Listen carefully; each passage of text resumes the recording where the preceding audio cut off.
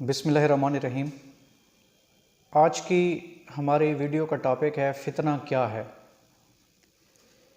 فتنہ کیا چیز ہے، کس کو فتنہ کہتے ہیں، اور اس فتنہ کے دور میں ہمارے اور آپ کے لیے حضور اقدس صلی اللہ علیہ وسلم کی تعلیم کیا ہے، اور اس میں ہمیں کیا کرنا چاہیے۔ اب یہ لفظ تو ہم صبح و شام استعمال کرتے ہیں کہ یہ بڑے فتنے کا دور ہے۔ قرآن کریم میں بھی فتنہ کا لفظ کئی بار آیا ہے۔ ایک جگہ فرمایا وَالْفِتْنَةُ أَشَدُّ مِنَ الْقَتْلِ، یعنی اللہ کے نزدیک فتنہ قتل سے بھی زیادہ شدید چیز ہے۔ فتنہ کے معنی اور مفہوم۔ فتنہ عربی زبان کا لفظ ہے، لغت میں اس کے معنی سونے یا چاندی وغیرہ کو آگ پر پگھلا کر اس کا کھرا یا کھوٹا معلوم کرنا، آگ میں تپا کر اس کی حقیقت سامنے آ جاتی ہے کہ یہ خالص ہے یا نہیں۔ اسی وجہ سے اس لفظ کو آزمائش اور امتحان کے معنی میں بھی استعمال کیا جانے لگا۔ چنانچہ فتنہ کے دوسرے معنی ہوئے آزمائش۔ لہذا جب انسان پر کوئی تکلیف یا مصیبت یا پریشانی آئے اور اس کے نتیجے میں انسان کے اندرونی کیفیت کی آزمائش ہو جائے کہ وہ انسان ایسی حالت میں کیا طرز عمل اختیار کرے، آیا اس وقت صبر کرے یا واویلا کرے، فرما بردار رہتا ہے یا نافرمان ہو جاتا ہے، اس آزمائش کو بھی فتنہ کہا جاتا ہے۔ حدیث شریف میں فتنہ کا لفظ جس چیز کے لیے استعمال ہوا ہے وہ یہ ہے کہ کسی بھی وقت کوئی ایسی صورتحال پیدا ہو جائے جس میں حق مشتبہ ہو جائے اور حق و باطل میں امتیاز کرنا بھی اور غلط میں امتیاز باقی نہ رہے، یہ پتہ نہ چلے کہ سچ کیا ہے اور جھوٹ کیا ہے۔ جب یہ صورتحال پیدا ہو جائے تو یہ کہا جائے گا کہ یہ فتنے کا دور ہے۔ اسی طرح معاشرے کے اندر گناہ، فسق و فجور، نافرمانیاں عام ہو جائیں تو اس کو بھی فتنہ کہا جاتا ہے۔ اسی طرح جو چیز حق نہ ہو اس کو حق سمجھنا، اور جو چیز دلیل ثبوت نہ ہو اس کو دلیل ثبوت سمجھ لینا بھی ایک فتنہ ہے۔ جیسے آج کل صورتحال ہے کہ اگر کسی سے دین کی بات کہو کہ فلاں کام گناہ ہے، ناجائز ہے، بدعت ہے، جواب میں وہ شخص کہتا ہے کہ ارے یہ کام تو سب کر رہے ہیں، اگر یہ کام گناہ اور ناجائز ہے تو پھر ساری دنیا یہ کام کیوں کر رہی ہے؟ یہ کام تو سعودی عرب میں بھی ہو رہا ہے۔ آج کے دور میں یہ ایک نئی مستقل دلیل ایجاد ہو چکی ہے کہ ہم نے یہ کام سعودی عرب میں ہوتے ہوئے دیکھا ہے۔ اس کا مطلب یہ ہے کہ جو کام سعودی عرب میں ہو تو ہو وہ یقینی طور پر حق اور درست ہے۔ یہ بھی ایک فتنہ ہے کہ جو چیز حق کی دلیل نہیں تھی اس کو دلیل سمجھ لیا گیا۔ اسی طرح شہر کے اندر بہت ساری جماعتیں کھڑی ہو گئیں اور یہ پتہ نہیں چل رہا کہ کون حق پر ہے اور کون باطل پر ہے، کون صحیح کہہ رہا ہے اور کون غلط کہہ رہا ہے، اور حق و باطل کے درمیان امتیاز کرنا مشکل ہو گیا ہے۔ یہ بھی فتنہ ہے۔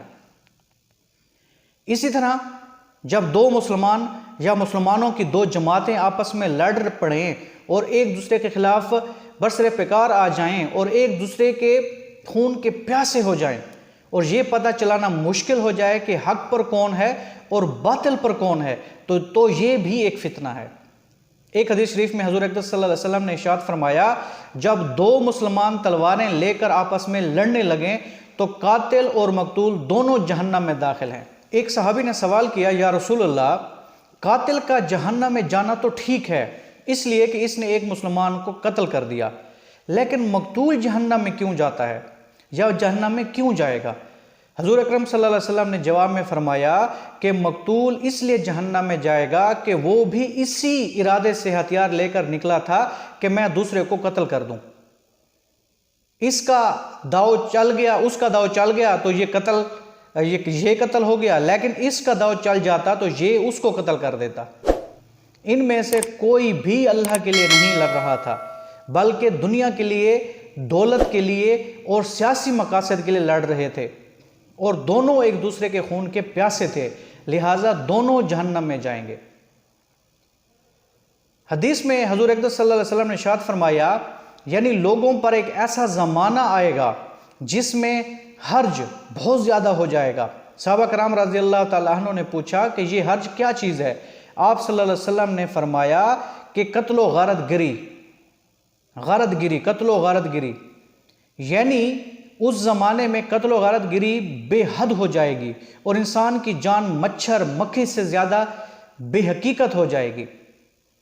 صحیح مسلم کی حدیث میں حضور اقدس صلی اللہ علیہ وسلم نے ارشاد فرمایا، یعنی لوگوں پر ایک ایسا زمانہ آئے گا جس میں قاتل کو یہ معلوم نہیں ہوگا کہ میں نے قتل کیوں کیا، اور مقتول کو یہ پتہ نہیں ہوگا کہ میں قتل کیوں کیا گیا۔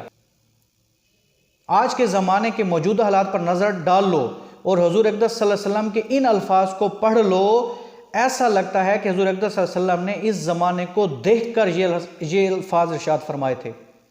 پہلے زمانے میں تو یہ ہوتا تھا کہ یہ معلوم نہیں ہوتا تھا کہ کس نے مارا، لیکن یہ معلوم ہو جاتا تھا کہ کس شخص کو مارا گیا۔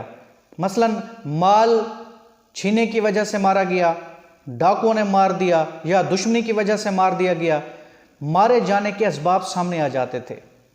لیکن آج یہ حال ہے کہ ایک شخص ہے، کسی سے نہ کچھ لینا نہ دینا، نہ کسی سیاسی جماعت سے تعلق، نہ کسی سے کوئی جھگڑا، نہ کوئی اونچ نیچ، لیکن بیٹھے بٹھائے مارا گیا۔ یہ ساری باتیں حضور اقدس صلی اللہ علیہ وسلم نے صاف صاف بتا رکھی ہیں۔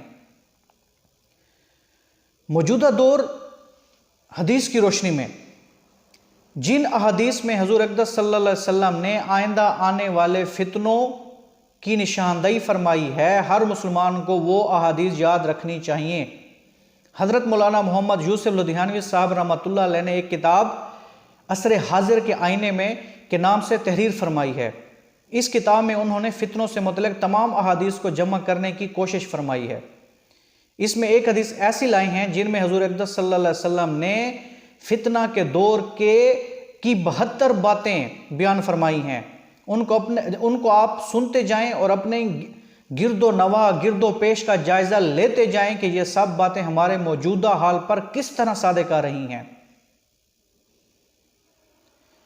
یہ 72 جو نشانیاں بتائی گئی ہیں فتنے کے دور کی، انشاءاللہ تعالیٰ ان کے اوپر مکمل ایک ویڈیو نیکسٹ آنے والے دنوں کے اندر آپ کی خدمت میں پیش کروں گا۔ تب تک کے لیے اللہ حافظ۔